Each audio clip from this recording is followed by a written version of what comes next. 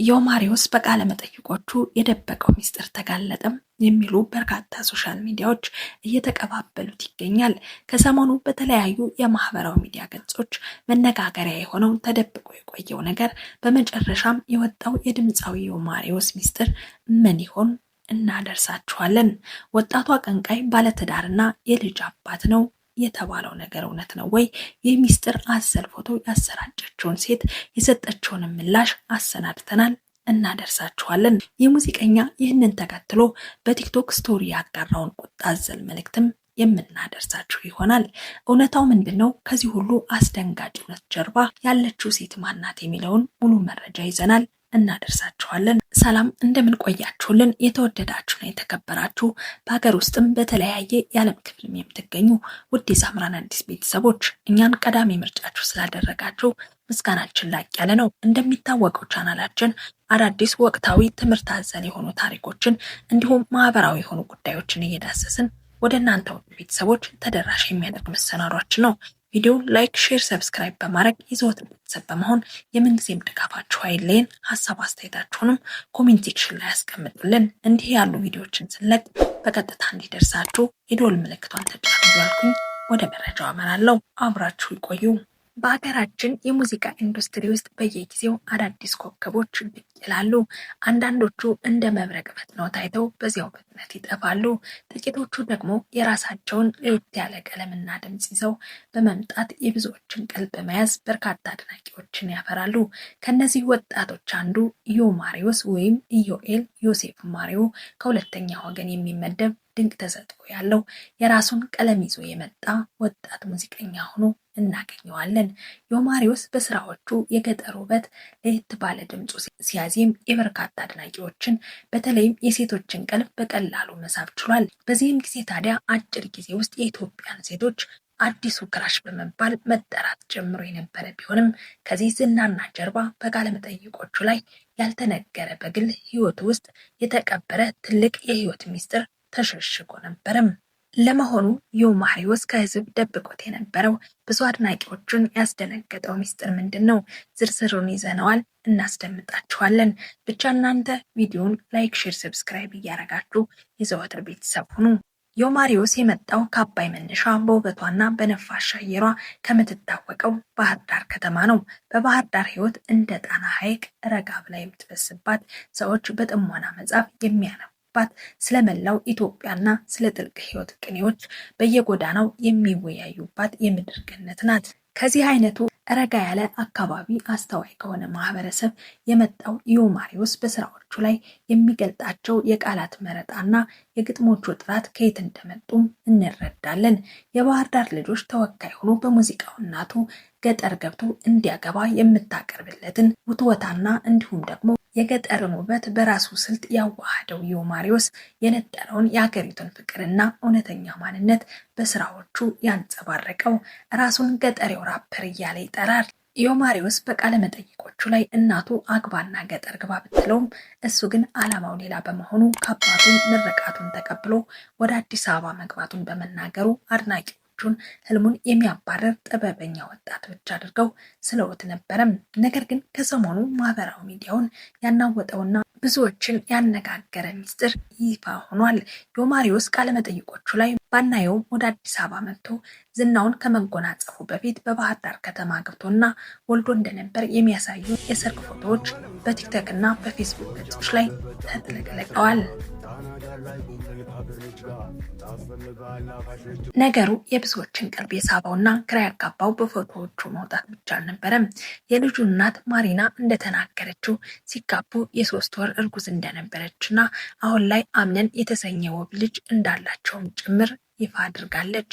አግብቻለሁ ወድጃለሁና ኢንተርኔት ስላልነበረም አሁን በቅርቡ ነበር የለቀኩት። እኔና ባሌ ስንጋባ ቀለበት ፕሮግራም ነበር። መስከረም 6 ነው የተጋባ ነው። መስከረም 6 ስንጋባ የ3 ወር እርጉዝ ነበርኩኝ።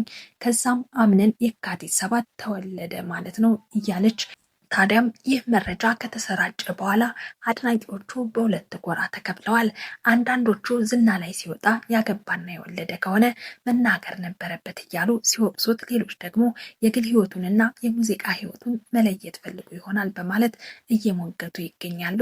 የሰርግ ፎቶዎች ከተሰራጩና የልጁ እናት ንግግር በማህበራዊ ሚዲያ ላይ መነጋገሪያ ከሆነ በኋላ ዮማሪዎስ ዝምታውን አልመረጠም። በቲክቶክ ገጹ ላይ በውድቀቱ ጊዜ ዓይንህን ላፈር ብለው የፈረጠጡበት የተሳካ ሲመስላቸው ፍጥጥ ብለው ይመጣሉ ሲል በመጥቀስ ተችቷቸዋል። ከዚህ ከወጣው ሚስጥር ጀርባም ሌላ ያልተሰማ የህይወት ስብራትና ውጣ ውረድ እንዳለፈም አድናቂዎቹ ጠርጥረዋል። ዮማሪዎስ ወደ አዲስ አበባ ከመምጣቱ በፊት ባህር ዳር በነበረበት የጭንቅና የውድቀት ጊዜ ትዳር ወይም ግንኙነቱ መፍረሱን ሰዎች ጥለውት መሄዳቸውንና ህልሙን ፍለጋ ባዶ እጁን ወደ አዲስ አበባ እንደመጣም በርካታ አድናቂዎቹ መላምታቸውን እያጋሩም ይገኛሉ።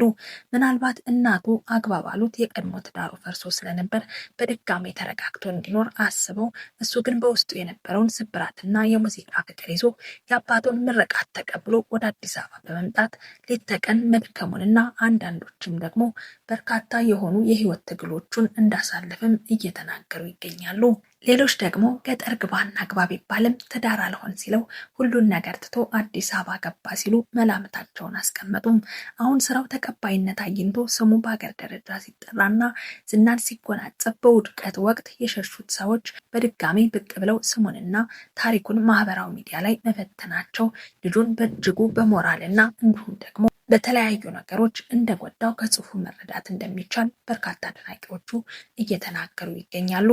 በሌላ በኩል ደግሞ በማህበራዊ ሚዲያ ላይ ከተሰራጩ ፎቶዎች በመነሳት በርካቶች ከባለቤቱ ጋር የተጋቡት የ3 ወር እርጉዝ እያለች እንደሆነም መናገሯን በመጥቀስና ሰርጋቸው ትንሽ የቀለበት ዝግጅት ብቻ እንደነበር በማንሳት በርካታ አስተያየት ሰጪዎች ጋብቻቸው ሁለቱ ወጣቶች ያቀዱት ሳይሆን ያልተጠበቀ እርግዝና በመከሰቱ ምክንያት የተፈጸመ ሊሆን እንደሚችል ግምታቸውን አስቀምጠዋል።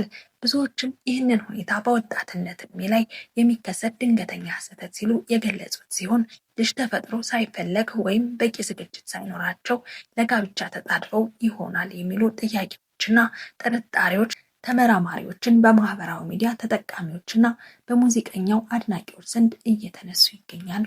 ይሁን እንጂ በአንጻሩ ሌሎች ደግሞ የወጣቱን የግል ሕይወት በማክበር ምንም እንኳን የጋብቻ ሁኔታ እንዲህ አይነት ጥያቄዎችን ቢያስነሳም እርግጠኛ ሆኖ መናገር እንደማይቻል እየተናገሩ ይገኛሉ። የልጁ እናት ነኝ የምትለው ማሪያና አሁን በሶሻል ሚዲያው ላይ ብቅ ብቅ እያለች በዮማሪዎስ ሙዚቃዎች ጭምር ወስወስ ስትል ትታያለች። ትላንትናም ታዲያ ባጋራችው ስቶሪ ደግሞ ተበዳይ ዝም ሲል ተከሳሽ ይሆናል የምትል አጭርና አወዛጋቢ ጽሑፍ ማጋራት ተከትሎ ሁለቱ ወጣቶች በስቶሪና ቅኔ መነጋገራቸው እንደሆነ ብዙዎች ደምድመዋል። በተለይም ከቀናት በፊት ዮማሪዎስ በውድቀት ጊዜ ዓይንን ላፈር ብለው የፈረጠጡት የተሳካ ሲመስላቸው ፍጥጥ ብለው አስታውሰው ለዚህ ስቶሪ ምላሽ መሆኑ እንዳልቀረም ጠቁመዋል። በተጨማሪም የልጁ እናት ነኝ የምትለው ማሪና ከዮማሪዎስ አስቀድማ ወደ አዲስ አበባ እንደመጣችና ትንሹ ልጃቸውን ባህር ዳር ቤተሰብ ጋር አስቀምጣ በማህበራዊ ሚዲያ ተጠቃሚዎች ዘንድ እየተነገረ ነው። አንዳንዶቹ እርምጃዋን በመቃወም ልጅን በዚህ ዕድሜ ከቤተሰብ ጋር ትቶ መራቅ ተገቢ ያለመሆኑን ሲገልጹ፣ ሌሎቹ ደግሞ ለአዲስ ስራና ለተለያዩ ጉዳዮች ሲባል የተደረገ ጊዜያዊ ውሳኔ ሊሆን እንደሚችል እየተናገሩ ነው። ይህ መረጃ በሁለቱ መካከል ስላለው ግንኙነትና ስለ ቤተሰብ ሕይወታቸው ተጨማሪ ጥያቄዎችና እንዲሁም ውይይቶች ዳግም እንዲቀሰቀሱም ምክንያት ሆኗል።